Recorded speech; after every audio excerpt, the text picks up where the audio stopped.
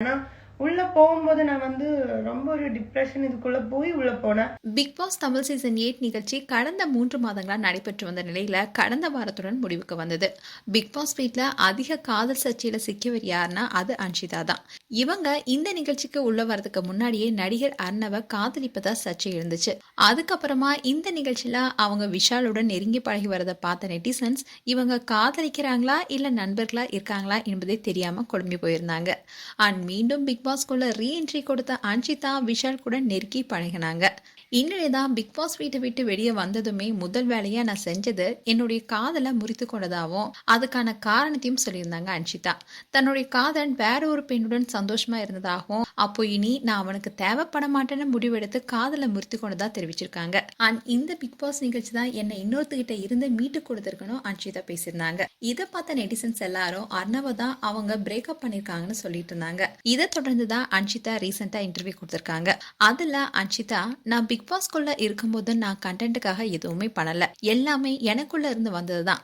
நான் பிக் பாஸ்குள்ள போறதுக்கு முன்னாடி நான் ஒருத்தருக்காக அவ்வளோ பார்த்தேன். அந்த பர்சன் என்னை ஃபுல்லா நாஸ்தி பண்ணி தான் உள்ள விட்டாங்க. 27வது பர்த்டேவை கூட நான் கொண்டாடல, எல்லாமே போயிடுச்சு. சாப்பிடாம அழுந்துட்டே இருந்தேன். அந்த ரிலேஷன்ஷிப்ல ரொம்ப உடஞ்சிட்டேன். இப்போ நான் சிரிக்கிறது எல்லாமே நான் மனசால சிரிக்கிறேன்.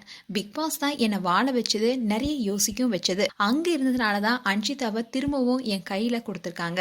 அதை எப்பவுமே நான் தக்க வச்சுட்டு சந்தோஷமா வாழணும். இனி நான் எனக்காக வாழணும்னு உருகி பேசியிருந்தாங்க அன்ஷிதா. நீங்க எவிட் ஆகி போகும்போது லவ் யூன்னு விஷால் கிட்ட தானே சொன்னீங்கன்னு கேட்டாங்க. ஆனா அன்ஷிதா இல்ல, நான் முத்துக்கு தான் லவ் யூன்னு சொன்னேன், அது விஷுக்கு இல்லைன்னு சொன்னாங்க.